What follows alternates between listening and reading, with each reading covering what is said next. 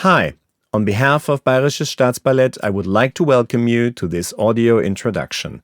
My name is Christoph Gaiser, and as your host for the next 15 minutes or so, I would like to dig a little deeper and to enhance your experience once you can watch one of our shows of the ballet entitled The Lady of the Camellias.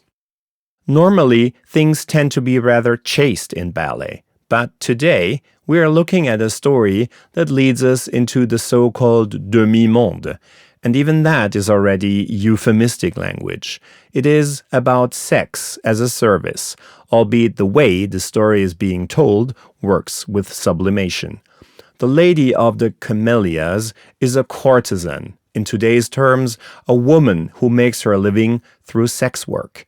She is called the Lady of the Camellias because, by means of the collar of the camellia she wears in her buttonhole, she signals whether she is available or not. White means that she is ready to serve. Red means that menstruation prevents this. Such codings, of course, point to an earlier time. The Lady of the Camellias is a figure of the 19th century. The story of the Lady of the Camellias emerges from a literary work. We find it in a novel published by the French author Alexandre Dumas in 1848. As so often, behind the literary figure, there is a person from real life. Therefore, the novel The Lady of the Camellias is partially autobiographical.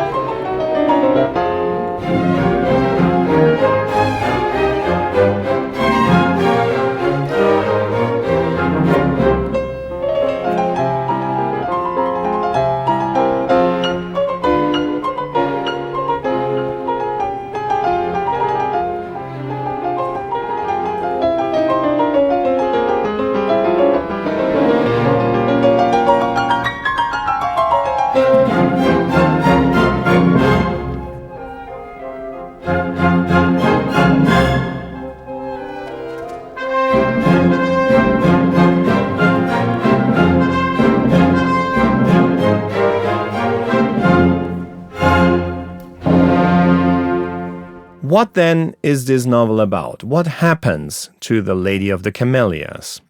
The narrative begins in the year 1847 at an auction of the possessions of the recently deceased courtesan Marguerite Gautier.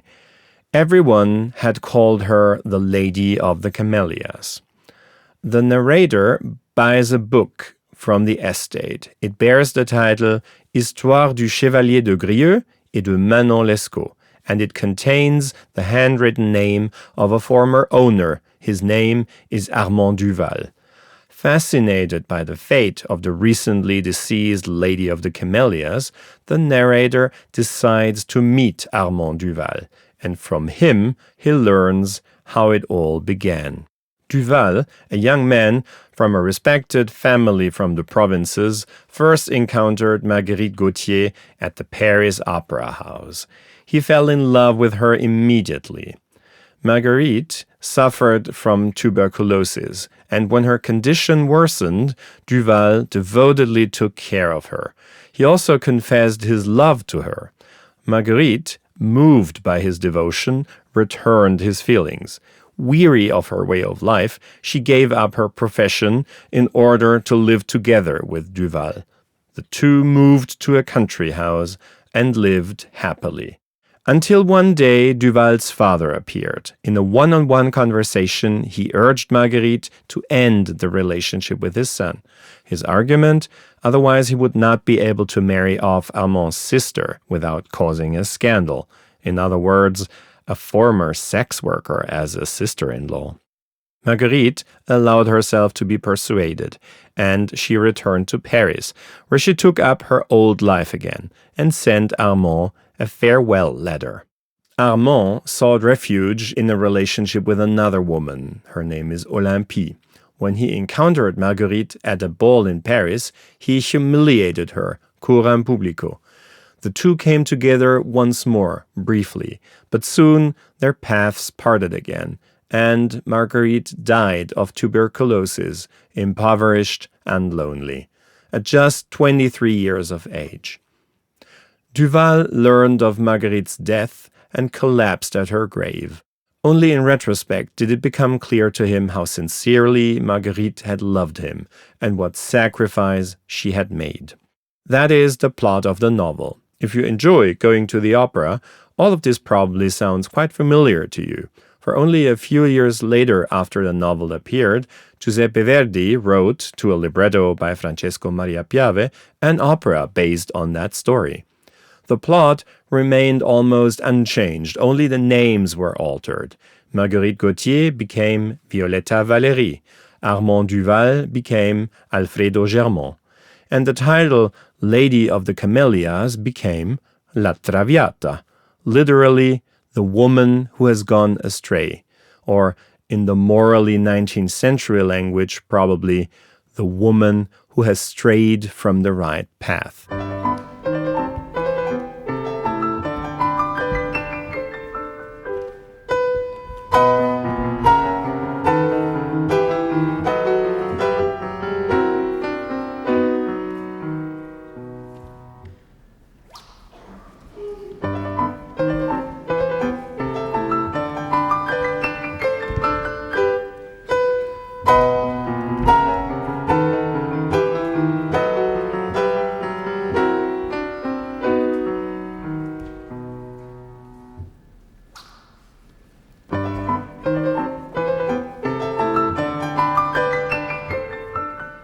La Traviata became a worldwide success. The opera is a cornerstone of the repertoire, and the material migrated into other media. The first silent film was produced as early as in 1907. Countless further films followed, among them versions with Sarah Bernard, Greta Garbo, and Isabelle Huppert as the Lady of the Camellias, and with Rudolph Valentino or Colin Firth as her lover. In 1963, the material was also made fruitful for ballet. Frederick Ashton created the ballet Marguerite and Armand for Rudolf Nureyev and Margot Fonteyn. This ballet, of roughly half an hour length, was set to piano music by Franz Liszt, which was first orchestrated by Humphrey Searle and later by Gordon Jacob. In 1978, John Neumeier then created his full-length ballet The Lady of the Camellias for the Stuttgart Ballet under the direction of Marcia Haydé. At first, Neumeier considered having the music of La Traviata arranged, that is, having the vocal lines transferred into the orchestra. But then he encountered the vocal coach Gerhard Marxson, who was working in Stuttgart at the time. Marxson advised Neumeier to choose music by Hector Berlioz or by Frédéric Chopin for such a story ballet, or to combine both. The decision fell on Chopin, and Neumeier and Marxson selected pieces from Chopin's oeuvre that were particularly well suited to the dramatic situations imagined by Neumeier. In shaping the plot, Neumeier picked up a detail from the very beginning of Dumas's novel. The narrator acquires a book there, the Histoire du Chevalier des Grieux et de Manon Lescaut. This book, published by Antoine-François Prévost in 1731, tells the story of a 17-year-old who falls in love with a girl named Manon. She is supposed to go to a convent at her family's request, but together with des Grieux, she elopes. Their adventurous flight takes them from France to America. There, Manon dies of exhaustion. Des Grieux is left behind alone and in despair. Already in Dumas's novel, a parallel is drawn between the couple Marguerite and Armand and the couple Manon and des Grieux. In his ballet The Lady of the Camellias, John Neumeier gives this literary reference a great deal of space.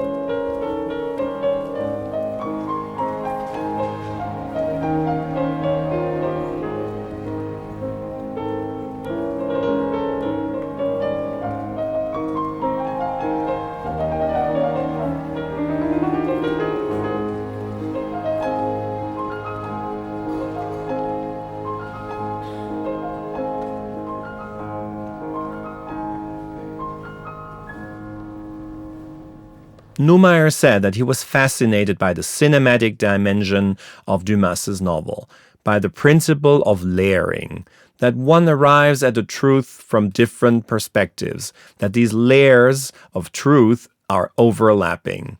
He thought that it should also be possible in ballet to shift and dissolve images of memory like thoughts. The idea of integrating the literary figure of Manon into the story fascinated him. The novel tells us that Marguerite and Armand first met at the Paris Opera House. Neumeier simply developed further into the idea that the encounter took place during a ballet entitled Manon. And so, John Neumeier's ballet, The Lady of the Camellias, presents us with a classic situation of a play within a play.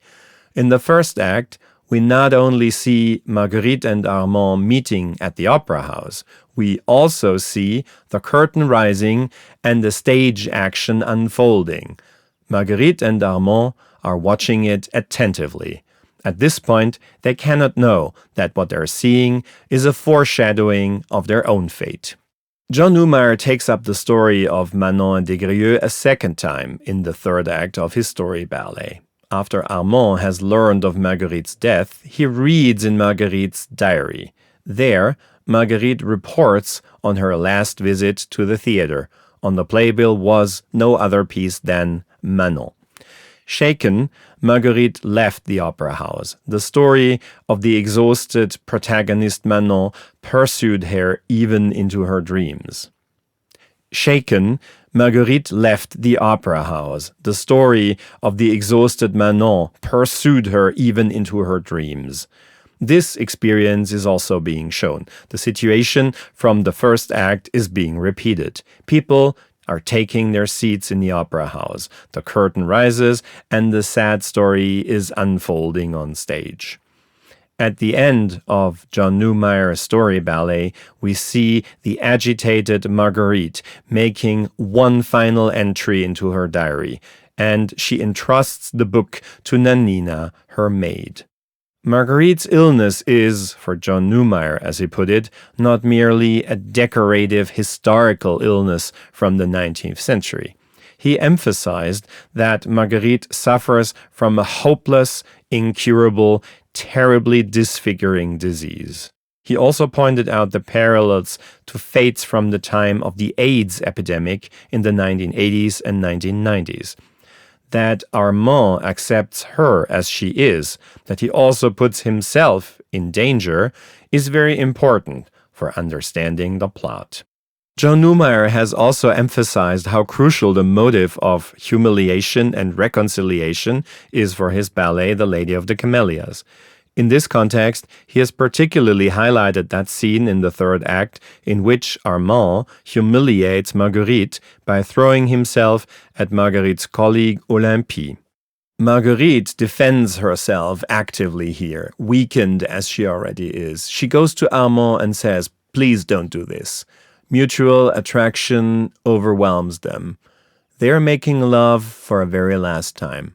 And after that, Marguerite leaves Armand again for good. Piave and Verdi did not include this scene from the novel in their opera La Traviata. For John Neumeier, though, it was enormously important. We have reached the end of our audio introduction. I hope that my remarks have been helpful to you in understanding John Neumeier's ballet The Lady of the Camellias. Please stay with us and feel free to tune in again sometime soon. My name is Christoph Gaiser, and I thank you very much indeed for listening.